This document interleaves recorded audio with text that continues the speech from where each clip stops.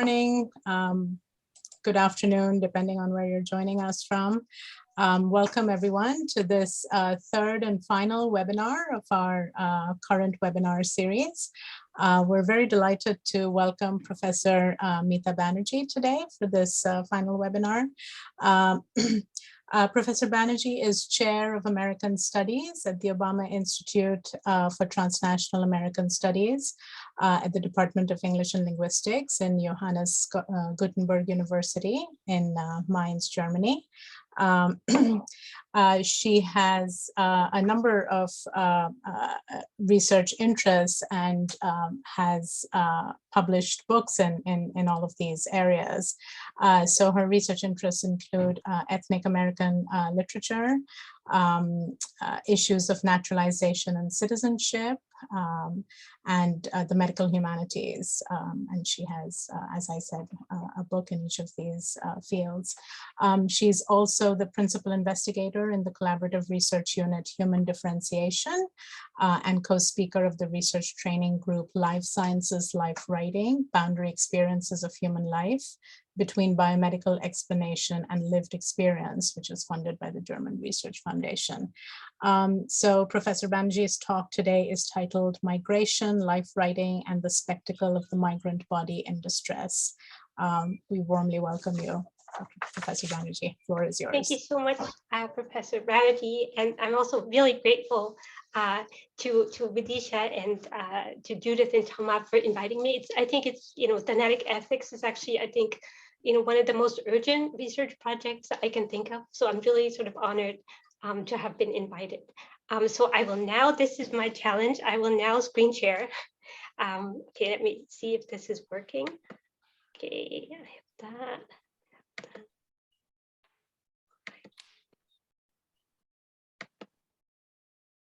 Hope this is working. It's not yet working, I think.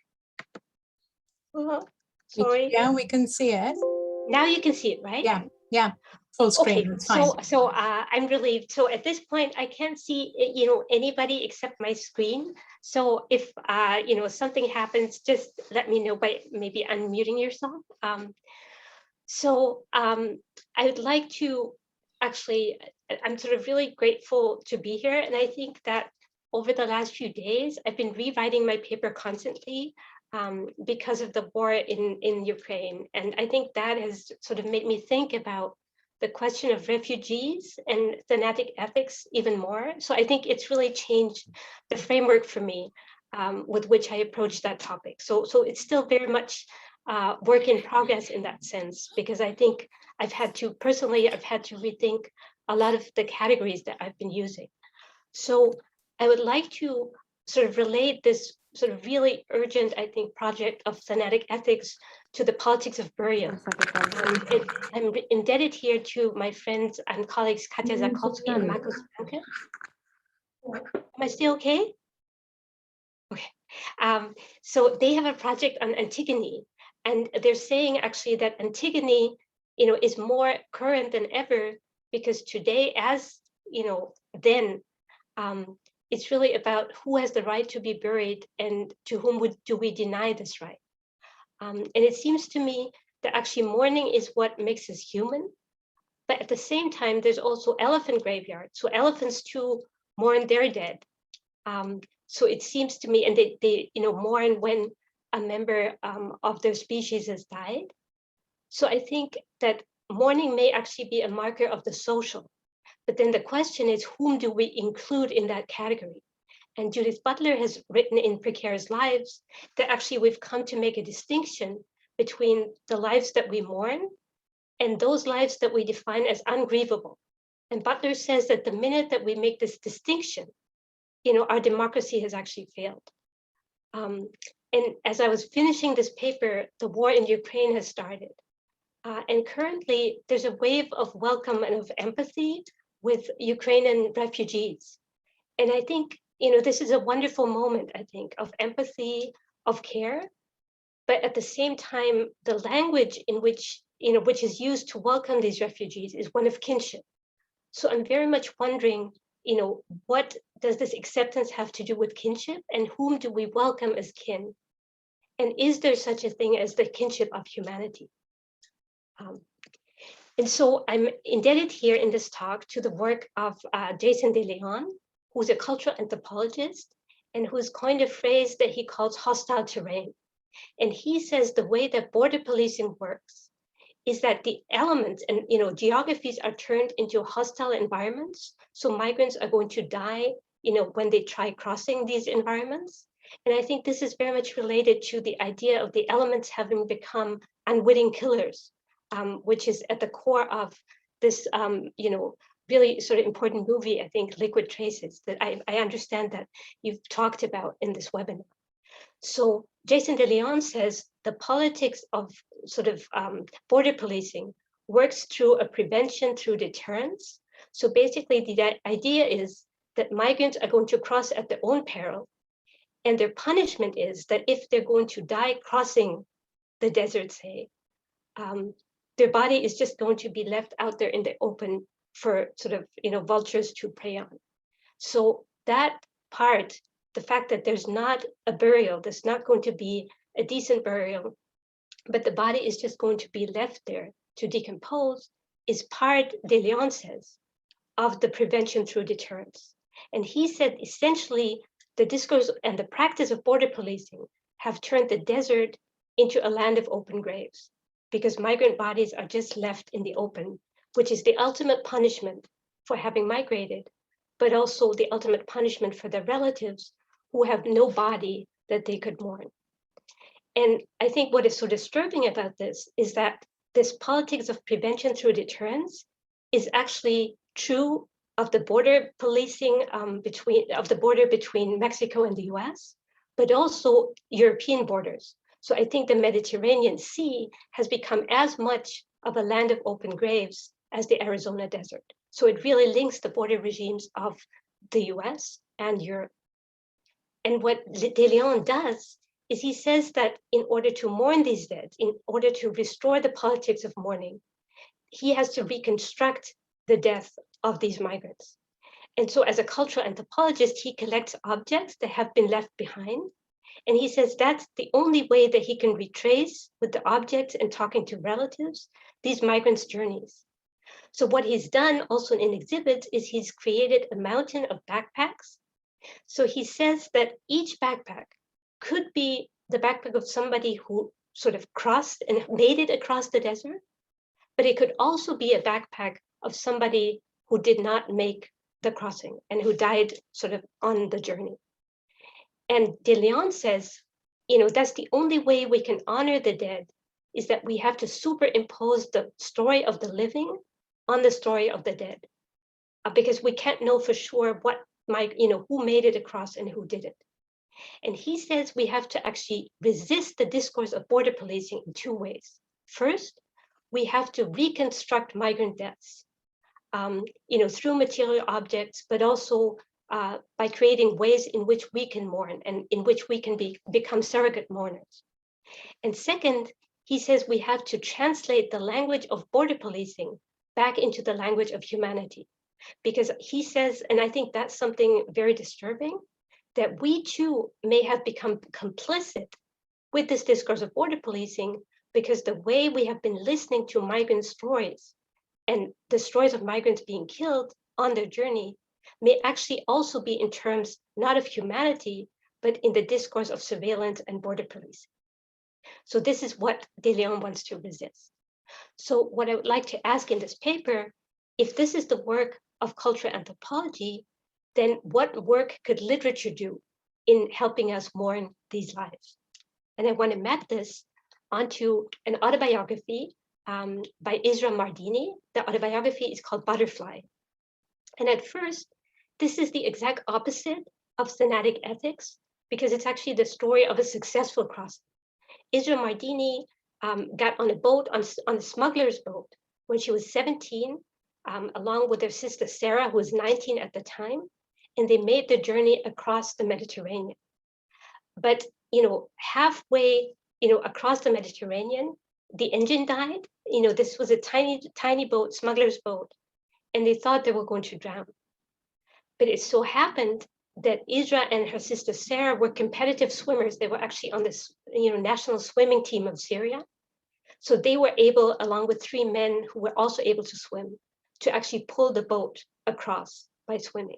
It's a story that went viral because not only did Yusra Mardini survive that crossing and was able to with the others, pull the boat ashore, but she also, after sort of, landing and eventually ending up in Germany, was able to become a competitive swimmer and ended up being, at the Olympic Games in 2016. So her story is titled From Refugee to Olympian. It's very much a success story. And the metaphor she uses is that of the butterfly, because, that's her swimming discipline, butterfly.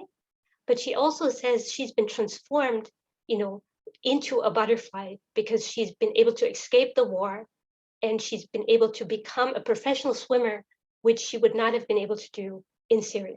And this is just a short clip that I would like to show you.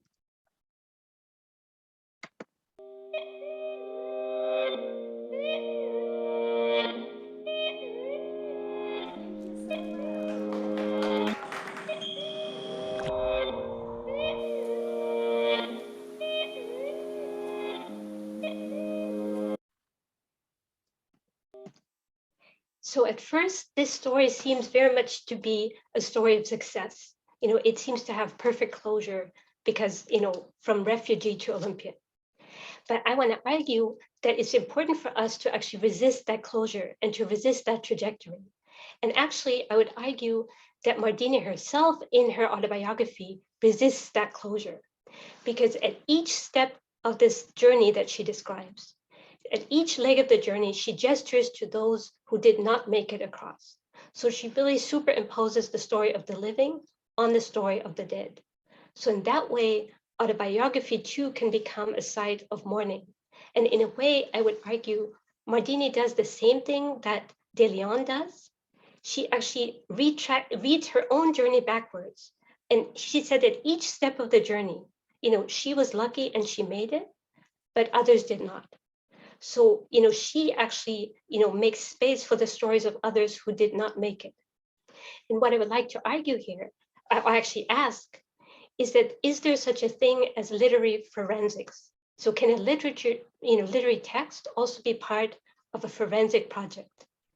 And the reason I'm asking this is because Alicia Schmidt Camacho, who's a researcher at Yale, she said that currently, in the present moment, the forensic scientist has become the arbiter of justice because the state has actually vacated that position. The state is not interested, she says, in reconstructing the deaths because the land of open graves is part of the politics of deterrence. So the forensic scientist actually steps in where the state has vacated its position. And it's the forensic scientist who helps reconstruct migrants' journey and who enables relatives to mourn by telling them what happened to their dead. So what I'm asking myself is that, can a literary text also be part of this forensic project? Because if we're saying Mardini's story is also a story of mourning and not just a story of survival, it can help us reconstruct the deaths of those who did not make it. And I think the minute we're saying this is literary forensics, we're actually also saying it's a criminal case. Because the discourse of border policing would say migrants cross at their own peril. And if they die, they're going to be killed by the elements and they're going to be left there to decompose. But that's an accident. But the other reading of that same moment would be, it's the border regime that creates this situation in which the elements have become unwitting killers. And so actually the state is very much complicit in this killing. And may actually be responsible. So if we're saying a literary text is part of a forensic case, we're actually indicting the state.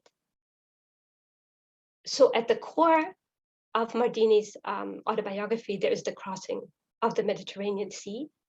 And actually, we can read, if this is really a forensic case, part of literary forensics, we can use this autobiography to reread immigration law. Again, this is translating the discourse of border policing into the language of humanity, because it's saying, what does it feel like if you're at the wrong end of immigration law. So Mardini says that she was able, with her sister, to actually fly from Damascus to Turkey, to Istanbul, because at that time, no visa was required. And she then says how they take a bus from Istanbul to Izmir with the help of smugglers, and then get on a boat. And it's a tiny boat. She says, it's almost a toy boat. It's a dinghy. It's hardly fit to hold 20 people. And on this boat, there's a young boy. His name is Mustafa. And and there's his father, and I'll say more about that in a minute. And so they get on the boat, and the minute they're on the open sea, actually even before that, the smuggler abandons the boat. So they're left on their own. And then the engine dies, and they don't know how to actually even navigate this boat. And they're sure that they're going to die. And at this moment, there's one passage that I would like to share. Mustafa's face appears above us in the gap where his father had been sitting. He looks at me with big, serious eyes. He points at me, then at his father, then at the hunched row of adults praying on the boat. They ignore him. Mustafa looks back at us and claps his hands together with a shout. His face breaks into a smile. I stick my tongue out at him and catch a slosh of salty water in my mouth. I screw up my face in disgust. Mustafa claps his hands again and chuckles. I cross my eyes and blow up my cheeks. He points again and screams in delight. So for me, this is a really memorable passage in this text for many different reasons. One is that Isra and her sister Sarah have said ever since that actually saving Mustafa became their reason for staying alive, that they had to pull the boat across because they said, we can't let this happen. We can't let this kid die, and his father and all the others. So, because Mustafa had already lost his mother. So that was his father's reason for migrating, to save his son from the war and to give him a better future. And this passage also describes how the migrants on the boat have formed a form of kinship. So there's migrant agency here. And that microcosm on the boat, the relationships of people, but also their solidarity, is what actually really describes that moment. And I'm indebted here to Bidisha Banerjee's work, because she said we're so sort of used to looking at migrant stories only in terms of Agamben's bare life, but we have to also look at moments of agency. So where migrants actually resist, where they create their own narratives, and these are narratives of humanity, not of border police. And so there's moments in these texts, many different moments, where actually you create forms of kinship, but also where, migrants sort of make space for little kids who don't know what's happening. So the fact that in that moment, she would try to joke with this little boy who doesn't know what's happening, I think says a lot about, moments of resistance as well. So what I would like to ask very briefly is that through what scripts are we looking at migrant texts, migrant narratives? And throughout, our history, I think our cultural repertoire is such that we have many different stories where you have expeditions, that get lost, where people die trying to cross, the sea or deserts, many different stories.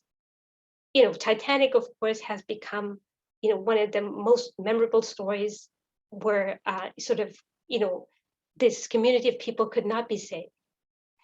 But my point is that nobody would ever tell the story of Titanic from a bird's eye perspective.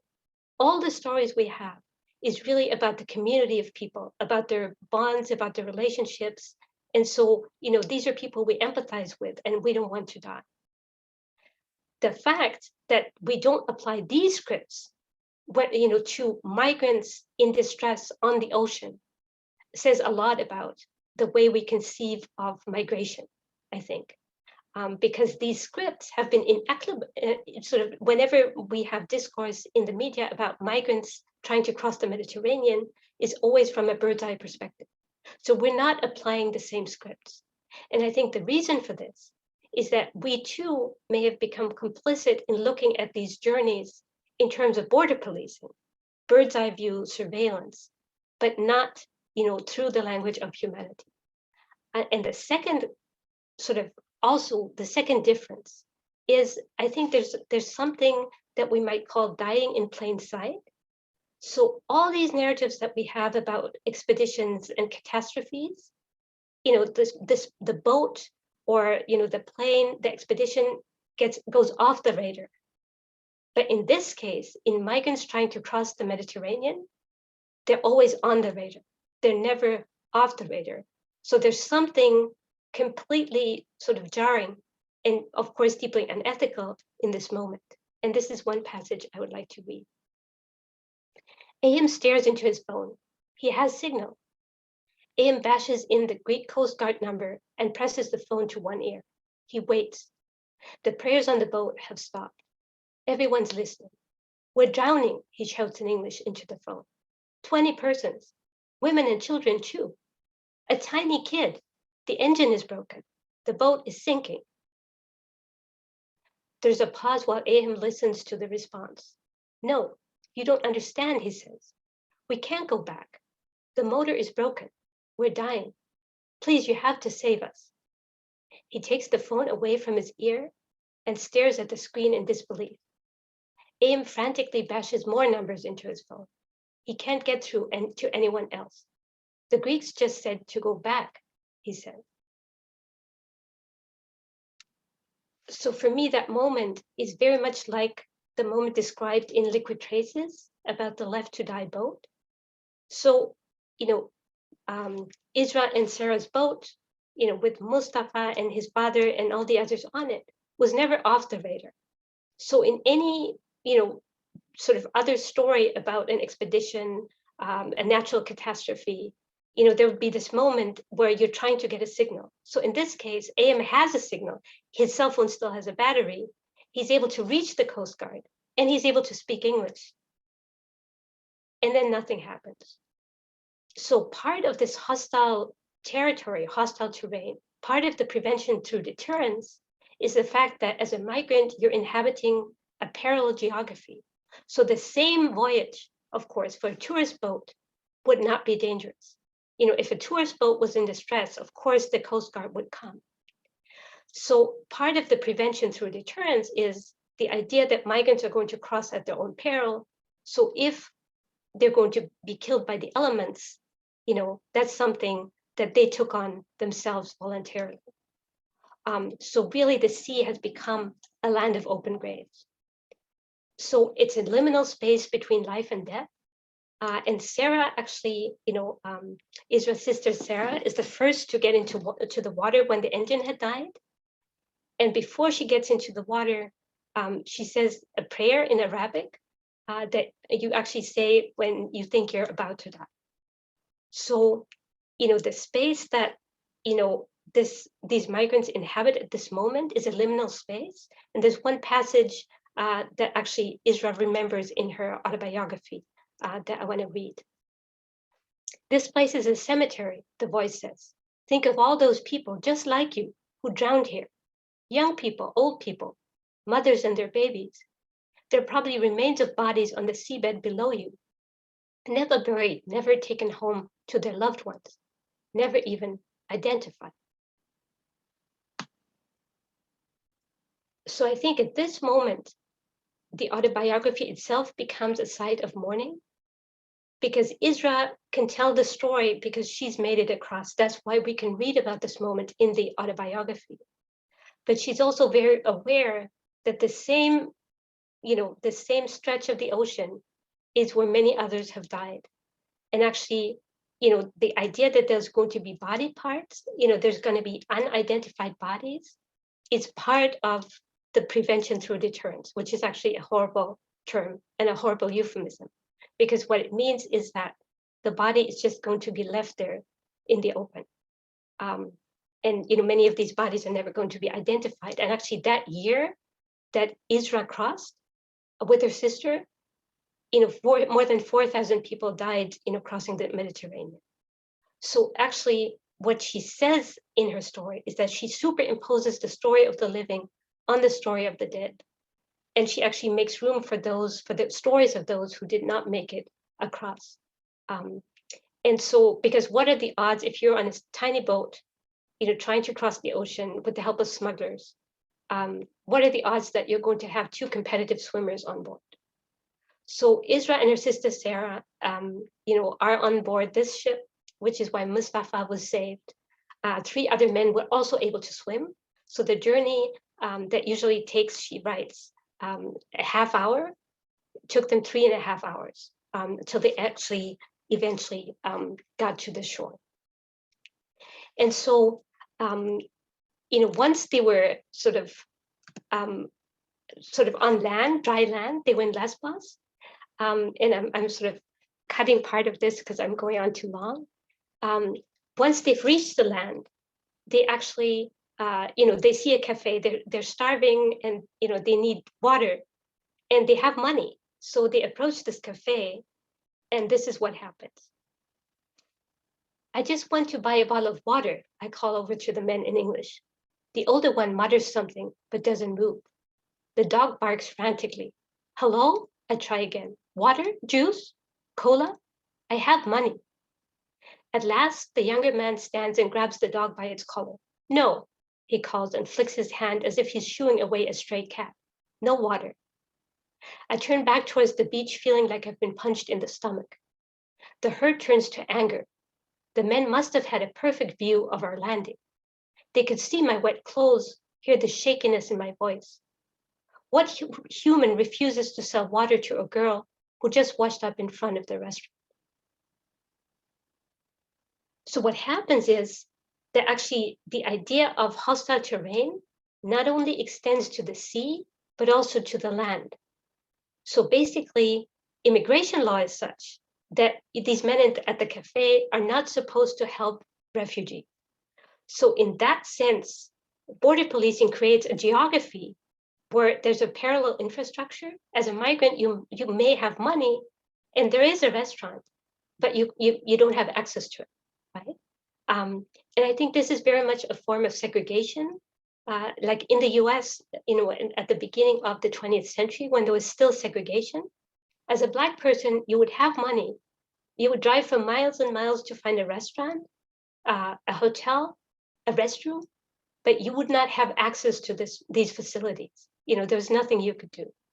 So this is the same situation where actually hostile terrain extends not just to the sea, but also to the land, where all the infrastructures are closed to migrants. And eventually they're able to get out of Greece and they migrate to Budapest. And there's a Hotel Berlin, which is the only hotel that would have them. They have all the money and the hotel charges them 3 times the amount that it takes from tourists. So they're at the Hotel Berlin and suddenly they realize that this is a trap by smugglers because the room that they're shown into already has a group of 30 other Syrian refugees. And they actually decide to escape from there because they think it's a trap. And later on, they realize that this was actually a gang of smugglers that kept people hostage at this hotel. So again, the story superimposes the story of those who made it on those who did not make it, who had to turn back, because if they hadn't had enough money, even after paying for this hotel, with this outrageous sum, they may have had to turn back. So every step of the journey, actually, even though Isra made it across and eventually was able to travel to Berlin and apply for asylum, she gestures and makes room for those who did not make it. And now I'm fasting forward because I'm going on too long. So eventually, she makes it to Berlin. She applies for asylum. She contacts the local swimming club, which is called Wasserfreunde Spandau, Friends of the Water Spandau. And she tells her coach that she wants to become an Olympian. And she starts training again. By that time, her story has gone viral. The girl who crossed, the Mediterranean by swimming.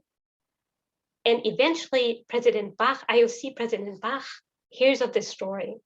And at that moment, he's decided to create an Olympic team, a refugee team. And Isra is on this team.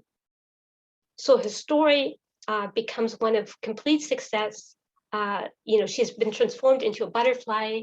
She's become a UN ambassador. She gives a speech in front of the UN. She meets Barack Obama. She meets the Pope. So I think there's this seamlessness about this narrative that, we listen to this narrative in terms of success, but at the same time, the narrative makes a point of actually saying, this is one story, but there's all these others, all the stories of those who did not make it across. So, Yusra is saying, and, when she's still in Berlin, she hears the story of a friend of hers who made the same journey from Istanbul to Izmir by bus, the same journey that Yusra made, but her friend dies because the bus has an accident. And so she says, what are we, what journeys have we, are we forced to undertake? Why do we have to pay smugglers? And why do we have to put our lives at stake? Which is directly related, of course, to the politics of border policing. So she's overcome by guilt, because the same journey, her friend did not make it across, by bus to Izmir and from then on to Lesbos. So, this is the guilt she takes with her, and she talks to other women who've also migrated. And I want to show you a short clip.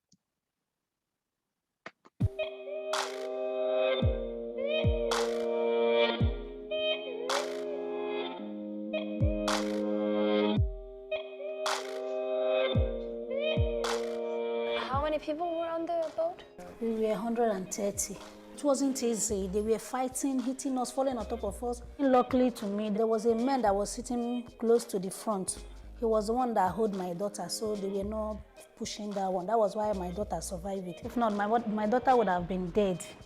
Most of them had really hard stories and hard trips to get here because of war, because of problems in their countries.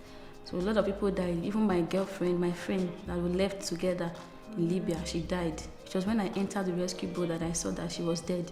She was inside the boat. It was really hard and heartbreaking because I was expecting something hard, but not as hard as this. And it just breaks my heart, but I just try to be as strong as I can in front of them. Yeah, but I don't think this story will go out of my mind till, I think, a long time. Thank you for sharing your stories.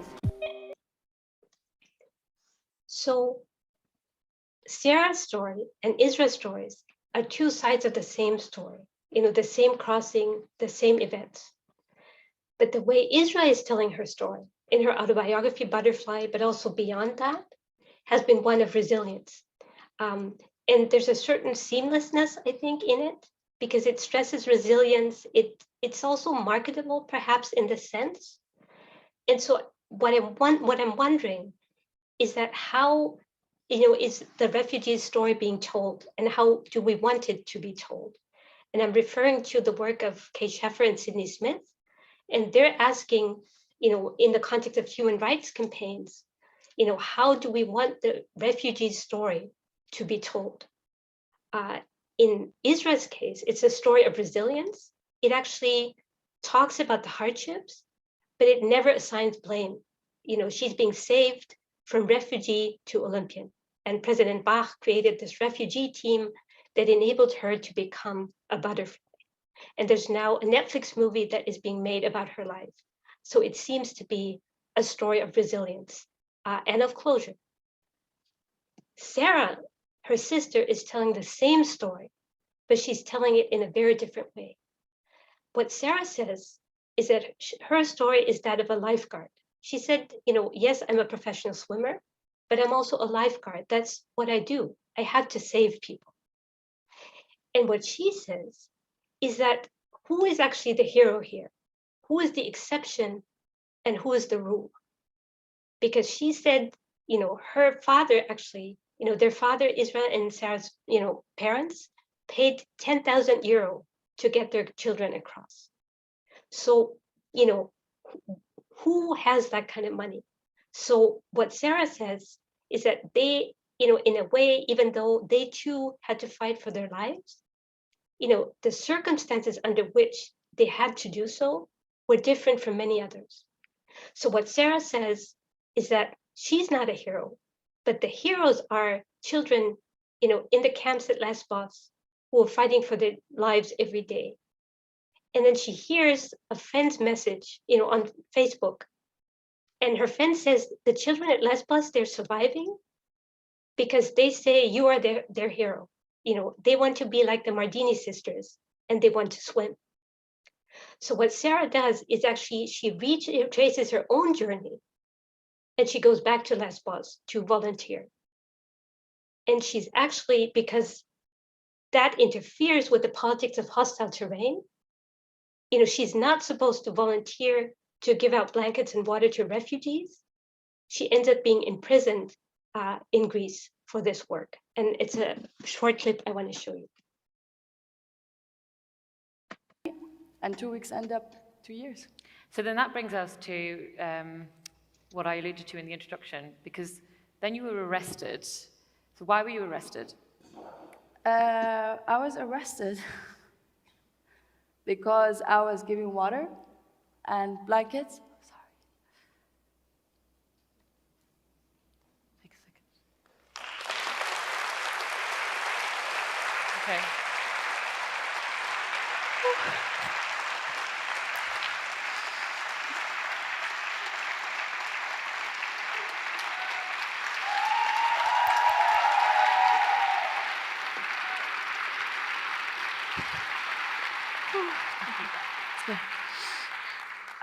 So I was arrested because basically I was every night on the shoreline handing over water and blankets and translating for the refugees arriving. And this is how I see it and how governments see it and the policies that they think or they believe that the volunteers who are on the shorelines encouraging, assisting the entry of illegal migrants to Europe or whatever this is happening, and which I have only one answer for it. In 2015, when I crossed, I didn't even know there would be people on the shoreline waiting for me. So no one puts their life in a risk on a dinghy because there's someone else waiting for them with a blanket on the shoreline. This is my only answer for whatever accusations that I'm having. So Sarah says in this clip, in this interview, that she's been diagnosed with PTSD because she says she was imprisoned for 100 days in Greece, and that was more traumatic to her than actually the crossing. So this is part of the prevention through deterrence that tries to make the land into hostile terrain as well. So she was not supposed to volunteer to give out blankets. And this is the end of my talk, and I have one last clip that I wanted to share. And if is that still okay? Or I could. Yeah, sure, go ahead. Okay. It's about a fisherman who's actually taking care of, but actually I'll skip the, no, sorry. It's a fisherman who takes care of the bodies, who have actually been washed ashore in Tunisia. So the bodies of those who did not make it across. It's in French, but I'll just show a very small part of this clip.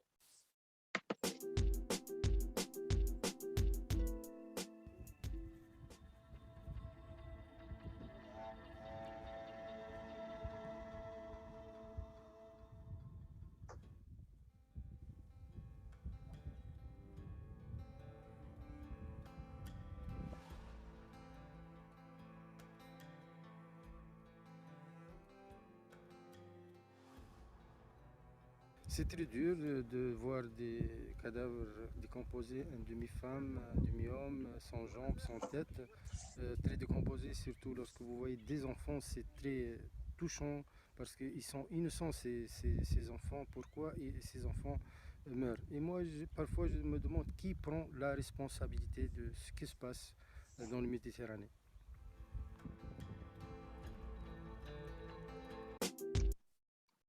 So this is a fisherman. His name is Shamsuddin Marzouk, and he's the guardian, of the unidentified, bodies in this cemetery of strangers. And basically, what he says is that he has become a surrogate mourner. And so, what Yusra Mardini wrote about in this one passage where she says she's swimming in the water and that water has become a graveyard for bodies that have not been identified. These bodies are now buried in the cemetery of strangers that Marzouk takes care of. And what he says is that he has to become a surrogate mourners for those, because the relatives of those people who are being washed ashore don't even know what happened to their loved ones. So he has to step in where actually the state has vacated its position because the state wants there to be a land of open graves. So he actually closes the graves and he is there for these people. So what I'm wondering, and this is my last sentence, in the current moment, there's a war in Ukraine and suddenly all the doors are opening to refugees, which is a wonderful moment. But the language in which this is happening is the language of kinship. States is even such as Hungary and Poland, but also as Germany, are saying, we welcome these people because they're our kin.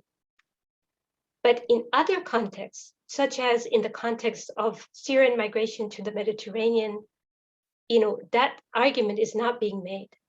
And there's no language of kinship. So I think what is so wonderful and so important about the project of Thanatic ethics is that it actually makes us wonder, shouldn't there be a kinship of humanity? And shouldn't that actually make us resist this politics of not mourning for some people, but only mourning for others? Thank you very much.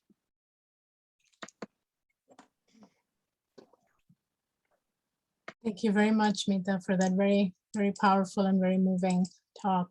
Thank you.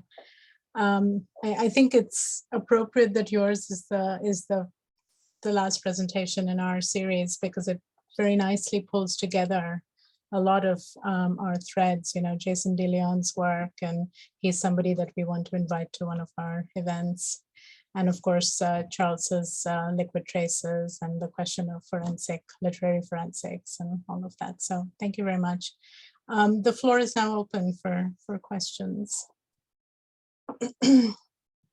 You can type in the chat box or raise your hand and speak, however you prefer.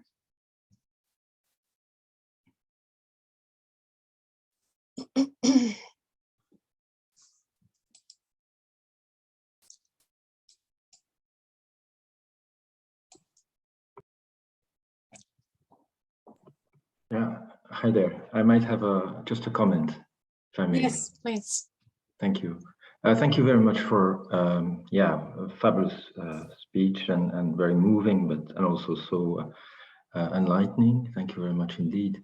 While I was listening to you, it reminded me a few months ago. I think it was probably like 25 or 30 people died in the Mediterranean. And at that time, the French Minister of Interior made a statement that they would pay for the burial, but not for the trip.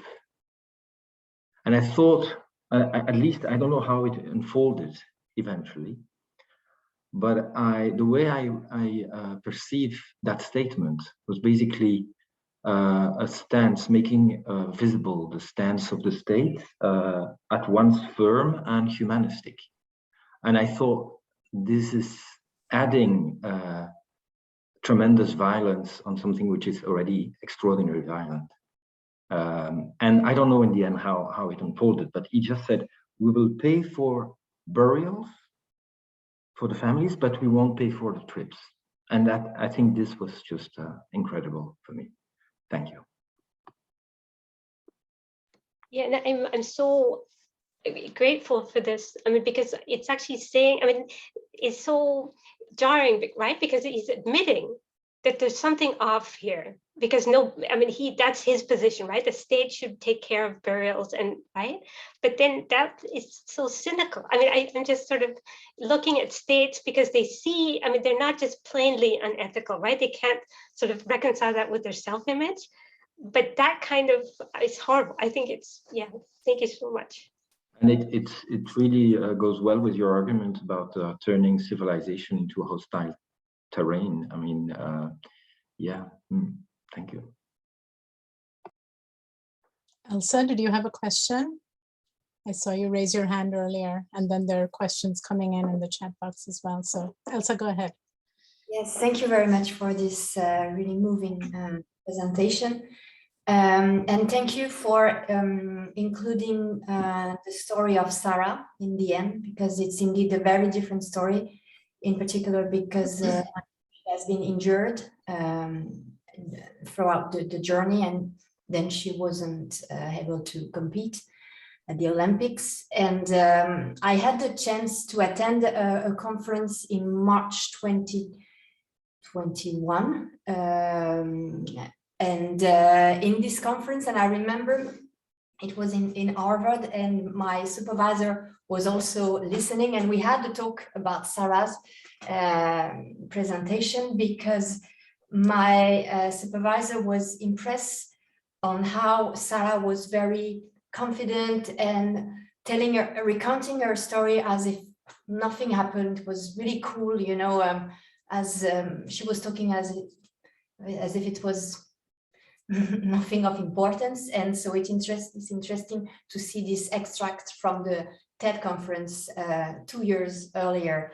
And it's interesting to observe how, because you talked about how this story are marketed by the Western, and how it can be a persistence of border regimes. And it's interesting to see how these two girls have been encapsulated within their stories, and how their successes are now made from what happened to them, and how maybe they are a bit imprisoned within these stories, and how the way they are telling the story is changing throughout the years, how they are distancing themselves. And this is what my supervisors observed, and she said, oh, but it's really weird the way she's telling this story. She sounds like nothing happened to her, but it's just, I think, because she's been telling this so many times that now maybe she looks like I don't know, a bit making fun of her, or I don't know, impolite, but it's just because this is the place in which she is assigned. So I don't know if you want to react on this. Yeah, I'm so grateful. I think it's just wonderful. I mean, because I think that sort of, I was wondering, right, going back to sort of Kay Sheffer's and Sidney Smith's work, because they're saying, we as an audience to these stories, we want a story of essentially victimization. I mean, we want to save these women. So that would require the story, would require them to tell the story in a certain way that we expect to be moved. We want to be moved. Whereas both Sarah and Israel, even though they're telling their story in very different ways, have said, this is almost a duty that we're performing. We want to be a voice for the community. So we're telling them the story almost formulaically, because we're telling it over and over again. So in a way, I guess I'm wondering about our own position. You know, what do we want? What kind of affect? And isn't there a certain, even voyeurism, because I think there's a complicity there, even though, what they're saying, and actually I too watched recent clips that, where Sarah told her story, and she was angry. I mean, she's like, this is happening, and I'm just stating the facts. So that's a very different genre, and it's much harder to hear, I think. So I'm really grateful. I think it's something that I'm struggling with, right? Because what do we expect? Thank you. Some questions in the chat box. I'll read them in the order that they've come in. So there's the first question is from Angela Ramsunder and from Mauritius, who is, she says she's thinking of how the idea of crossing the sea shapes the migrant/refugee, similar to the idea of the indentured laborers from India to Mauritius in the 19th century. Yeah, so that's something I wanted to actually ask all of you, because I found myself in my research constantly making analogies So there's, crossings, in histories, and these are ingrained in our minds. And I think they register both on a historical level, but also on an affective level, on an ethical level, such as the crossing of indentured laborers, even the Middle Passage. I mean, these are stories of, and so I guess what I'm struggling with is that, in how far are these histories unique? That is, when do we make these comparisons? And when can we not make them? And I was struggling, but the part I cut in my talk was that Christina Sharpe in The Wake has been saying this can be happening only because these are non-white bodies, right? So these are bodies that we refuse to mourn for because we don't see them as kin. And so I guess that would actually very much also tie in with the question of, indentured laborers, their crossing, and what was their status as humans or as a subdivision of the human. So I think that's something I'm struggling with. So I guess I'm just sort of, agreeing with you and asking myself, what comparisons do we make? And for me, it would actually be, these comparison would have to be historically accurate. So we would say, this is where it's similar, but also this is where it's different, right? So I think I very much sort of agree with your point.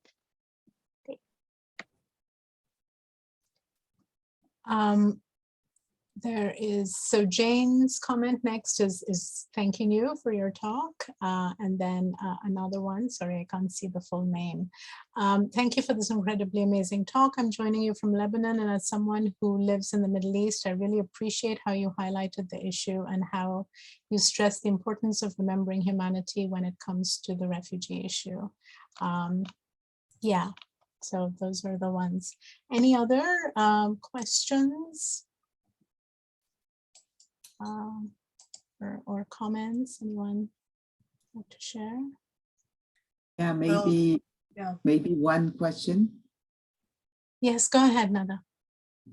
Okay. Thank you very much for this excellent talk. Unfortunately, the camera was off at some specific moment. So I wanted to ask you, in fact, if it's possible to trace a shift in this narrative about the migrants' death. Was it always given from this bird's eye perspective, or there was a shift at one specific moment when those deaths or when those massive deaths arrived? Yeah, I think that's a really important question for me. And I think sort of I'm following Jason Leon's work, and he says that actually, according to his work, and he's talking about the US-Mexico border. It was there from the very beginning, because the minute that we're talking in terms of border policing, that's already, and that's very much in liquid traces as well, right? And I guess what I'm so disturbed by, and actually not even sort of the present moment with the war in Ukraine, there's no bird's eye view. Even the camera shots are of people, and I've been watching the news nonstop, right? We have the TV on all day, because it's like you're witnessing people's lives, actually falling apart. And so for me, that's wonderful because the camera empathizes. But that also makes me wonder, the same border regime now is no longer in place, which is good. I'm sort of, right? But there's no bird's eye view the minute that you perceive these refugees as kin, because they look like you, whatever that means, right?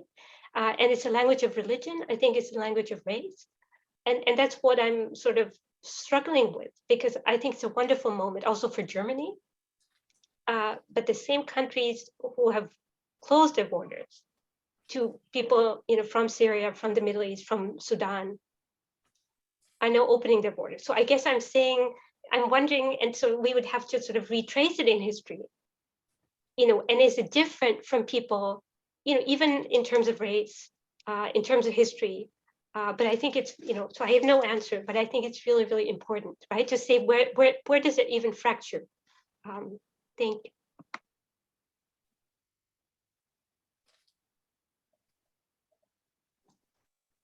Yeah, Yumna, go ahead. Go ahead, yes. Thank you. first of all, thank you so much. I don't find the words to describe how touching and moving and eye-opening your talk is. It's very well structured. The points are very well argued. Thank you so much. I enjoyed it.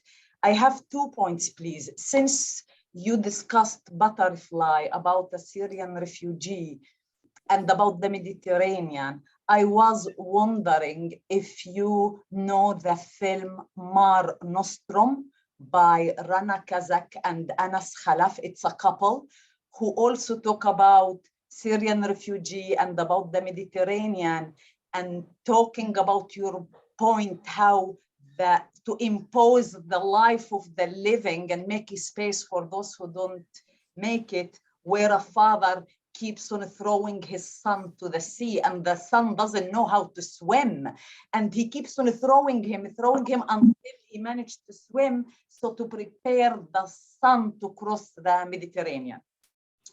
So that's the film. And it's also that too, the director Anas Khalaf is a Syrian, the boy and the father are also Syrians, and the Mediterranean. And the other point I wanted to make, that it keeps on coming again and again when we teach about immigration and refugees, is why the life of the Ukrainian people who are fleeing the war has more value than the life of the refugees who come from Africa and the Middle East. And thank you so much. Thank you. I'm really grateful. I mean, because I kept sort of asking all my friends in my family, is that even an argument that I can make, right? Because it's been very much, because I don't want people to empathize with, refugees from the Ukraine, of course not. But actually in the German news, they were making this argument that they don't want Kiev to become another Aleppo. So there's a lot in this argument, because it's actually saying what has been happening in Aleppo is the same thing that is just now happening in Ukraine. So how can we even make that distinction? How can the states that, including Germany, right? And I've just been really sort of worked up about this, because we have Ursula von der Leyen, right? And I'm going to say it here, because in 2015, when there was the migration refugee crisis, she goes and stands in front of the UN and people are drowning in the Mediterranean. And she gives a speech, and I'm thinking, now she's going to save them.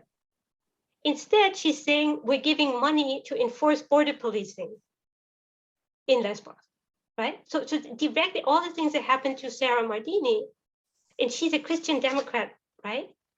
So I'm saying, how can they even make that distinction? And I love what you said about the film. So there's many, and there's a film being made about this fisherman, Shamsuddin Marzouk too. And I think all these films are being made. And I love, that moment I love about the father throwing his son in the sea. I think that's actually such a resonant moment on so many levels, right? Because it's people migrate because they want their children to have a future, right? But at the same time, it's not just the initiation of telling your kid, showing them how to swim, but they're prepared for this life-threatening journey, right? So it's really, so I'm really grateful. Mita, there's a question from Ana, who's joining us from the University of Salamanca in Spain. She writes, I was thinking about the risk of writing marketable stories of refugee resilience, which may leave readers smug with the quote unquote happy endings, and the difficulty of keeping a balance that disturbs the reader, hits at complicity and moves us into action. Marketable narratives may also have a wide audience. Yeah, I mean, I very much agree. And I think that it's not, it's not for me to judge, right? I mean, I think that there's something jarring in saying, how should these narratives be told? But at the same time, I'm actually wondering, how am I reading this narrative? And there's something, for me, is a sort of complicity, because if even Sarah's and Israel's stories are so different, if Israel says, that's a story of resilience, then that makes me, or makes us happy, I think, because the system has not failed her. That's something very different from saying it's the system that makes people have to cross the Mediterranean in the first place, right? I mean, so that this blame, assigning blame is not something we want to hear. But I think so I'm looking at myself, looking at the story. And of course, it's so much easier to read Butterfly, even though it is making space for other stories. But it actually sort of uses this idea of resilience. And I think Yusra Mardini is actually very aware. She says, I'm using this market. So that I love, because it's a strategy, right? So if that gets people to take action, that's fine, right? But I think it's really about, really listening to ourselves, and what do we want to hear and what don't we want to hear? Yeah, I think. Judith, go ahead. Yes, thank you so much, Mita, for your talk. I mean, I'm adding to the chorus of people thanking you. And after your last response about the marketability of the narratives, I think this is exactly where we need the reference to Edwidge Danticat, and particularly, I mean, her story, Children of the Sea. So that goes back quite a bit of time. In fact, it's part of the volume, Crick Crack. And in fact, at the time, and even now, I don't think it can be considered as a marketable narrative. It's not a story of, feel good story, I mean, at all. And yet, it has this dimension, it makes us go back to what you were saying about literature as forensics, and this is also something I'm working on. Narrative as forensics and literature as forensics. And there is the construction, in fact, of this this mourning and this association between the dead and the living. I mean, very literally, in the shape of the narrative on the page, in the form the dialogue takes between the young man who has gone on the raft and the young girl who has stayed in Haiti. So there is a lot of resilience and energy and empowerment in the narrative itself. I mean, in the construction of the dialogue and the narrative itself, and yet it sort of avoids the marketability. I don't know if you agree with that. I'm sure you know the story. Yeah, I think it's wonderful. I mean, I think that's really an important, question also for me to think about, because I think I'm thinking about the way in which, what stories do we go back to in the present moment? That is reading exactly. That's a wonderful point, I think, that you're making, because if we're going back to Danticat now, it will have a different resonance. And I love, absolutely. I would have to go back to Children of the Sea, but I remember sort of reading Crick Crack Monkey. And the thing is, what kind of affect do we have? And I think, for instance, I've been looking at anger. There's a lot of sort of books about Black rage. And actually Yusra Mardini too has elements of anger in there. And certainly Sarah does. So I guess I'm saying that, very much in line with what you were saying, I think the narratives are very, very complex, and they're more complex than the way that they're being read or that people give them credit for. So I think I would precisely look at these fractures, because I think that they're not sort of just, I think, and it's not, obviously you want to reach people. So there's nothing wrong with actually, writing in a way that is also marketable, right? And so I think Danticat is wonderful because she undercuts very many readings of her own work, right? Yes, so I love and that. the other story that I think would be necessary for us to go back to is Without Inspection. So that's one of the latest ones, but also, speaking of the beach and the welcoming of the refugees and also the empowerment, in fact, through the narrative and through the construction of the narrative. And that play between text time and story time as well, and between text and story. So this is also exactly what you were, speaking about. How does literature help us mourn, but also, tide us over? So thank you.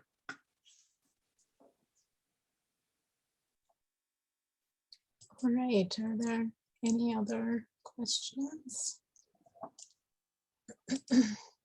I wonder if I might say something. Yes, please. So I'm a biologist rather than any literary type person. And I thought the talk was wonderful. I was very moved by the whole thing. But at the same time, this kind of behavior that's described is typical of humans. And humans divide themselves into groups, and then that group is against the other group. And they have all sorts of reasons worldwide for the enmity between them. And initially we were a small group, and then we became citizens of a town, and then members of a country. And we now live in a global society, but the global society is run by nation states. And nation states normally compete with one another rather than work together.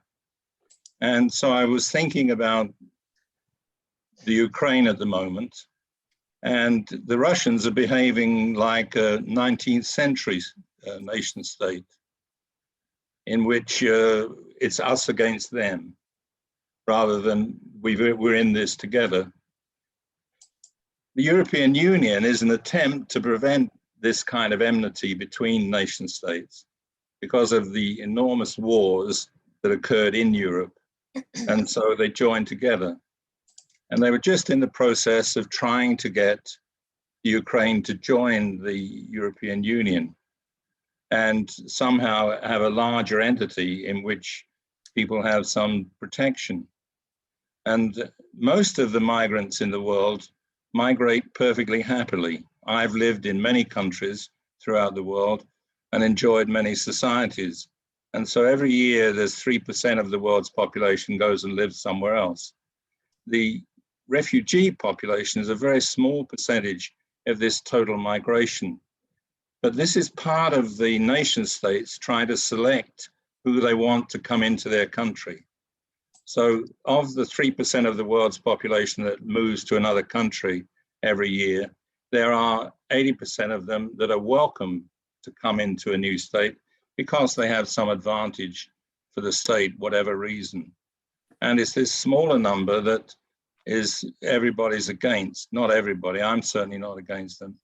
But throughout this history, there's been a problem of equity. And equity exists.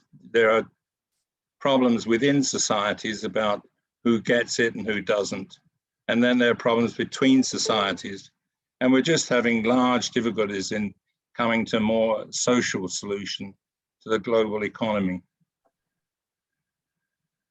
Anyway, that's a comment rather than a question. And I think I'm really grateful. I mean, because I think that sort of, I mean, from my own perspective, that's what actually migration studies in my own field, needs to talk to biologists, because I think there's something, that the life sciences know about human societies, also in the longue durée, that actually cultural studies have been sort of more reluctant to admit. I often have conversations with students who say it's not in human nature to share. And, but then, I'm telling them, for instance, chimpanzees, they share, right? They share bananas, and if they have a benefit from it. So I guess what I'm interested in is that this in-group, out-group notion is part of, how we work as humans, right? But I'm actually interested in how do we recognize other groups as kin, and when do we not have that recognition? And for me, I was actually wondering, for me, I've never seen sort of, for instance, Syrian refugees not as kin, because my father, a long, long time ago, got on a boat in Calcutta and went to, the UK. So the language of kinship works differently for me than it does for others. But I'm interested in how we can actually translate these stories, because I think the minute that we translate it, and that the media is so important in that, we see a kinship that we might not have seen without reading narratives, without reading literature. So I think I'm interested in what switch in our brains can be just flicked, so we recognize one group of people that we just saw as alien a minute ago as potentially kin. And for me, that's, I'm sort of obviously, I'm mixed race, so I'm struggling with that, right? What is my story? What do we recognize as our stories? So I think it's really, we're learning, I think, also from biologists about human nature. So I'm really grateful for that. Yeah, no, we're a group animal. There are many group animals that are group animals, and we're one of them for sure. The problem is defining the group. How big is your group? Now, with my grandfather, I was born in London, England. I'm presently in Hong Kong, but I've lived in Canada, the US, parts of Africa, and so on. And I have I follow Premier League soccer, and that's about as much as nationalistic as I get. But the problem today is how big is our group and who is our group? And that's gradually falling apart. My grandfather had a bunch of friends and in the neighborhood in London. And when I left to go and work in Canada, he said, "What on earth are you doing? Why are you doing that? We've got everything here." And so his group was a group surrounding a pub. That was his group. But now groups are different. I correspond with people in Russia quite often, or in Germany or in Australia as part of my normal life. This was something my grandfather never even thought about. Yeah. So groups are changing, and as a result, kinships are changing, and these are changing in all sorts of peculiar ways, or maybe unusual ways.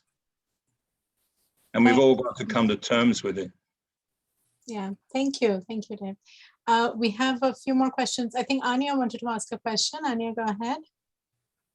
Yeah, thank you. I'm not sure if it is much of a question rather than a comment, but yeah, maybe just an idea to throw in, because I wasn't sure if it relates to it, but now that Dave brought up the issue a bit more, I was just wondering, because of, we've been discussing how kinship sort of determines how we see refugees potentially as more of in-group us and more welcoming rather than potentially other groups of refugees. And from my sort of research of my PhD thesis, looking at how the German media sort of looks at others or migrants or refugees, and in the sort of integration discourse, I've not only found that sort of kinship, so the idea of they talk the same language, they look like us, and sort of basically what determines race also is part of the issue, but there's also like a sort of economical aspect. And I'm not yet so sure myself how the two sort of interrelate, but it's not only the idea of what sort of language someone speaks or whether they're white or how they look, but also sort of what sort of economical benefit they can bring.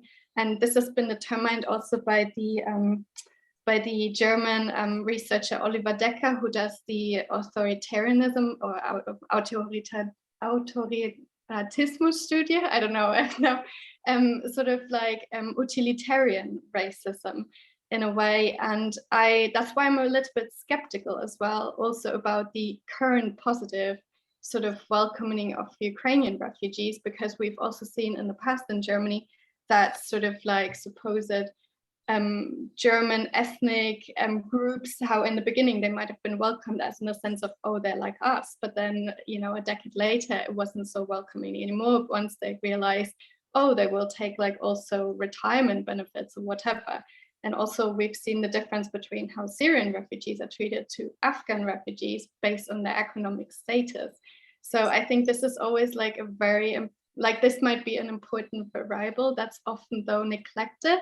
And I would also be interested in the future, like sort of how this maybe relate to sort of a post-colonialism view, in the sense of like how also slavery was a trade and for the economic benefit, and how this might sort of continue sort of a bit subconsciously, not for some research maybe, but like sort of in the population. I don't know if this makes sense, a little bit of a spontaneous sort of comment in there, but yeah, I just think it's something worthwhile discussing sort of for the future.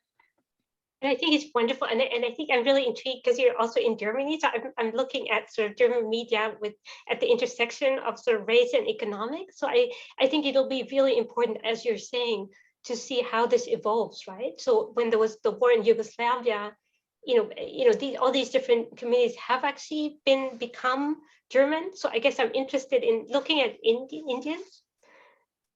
These are highly skilled migrants, but there are all these discourses of foreignness, that work along the, that is sort of actually self-destructive, right? I just, right? So I think your project is wonderful because you're looking at the intersection of sort of othering and sort of, economic change. And I think, I very much agree. And that's going to be really, really complicated, I think, with the Ukraine. Yeah. All right, so if there aren't, I don't think there are any more questions. Judith reminds us in the chat box that all the recordings of all our webinars, and we'll be putting Mita's up shortly as well, is on our YouTube channel. So please have a look and please subscribe if you go there. We would appreciate that.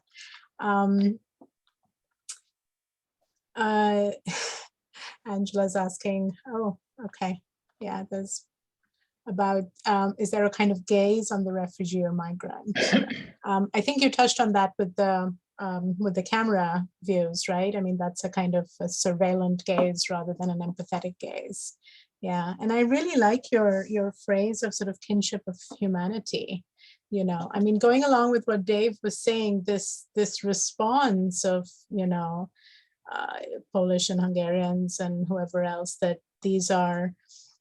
they're like us. I think it's at some level that's understandable. That is a kind of human response, a biological maybe response, as Dave was pointing out.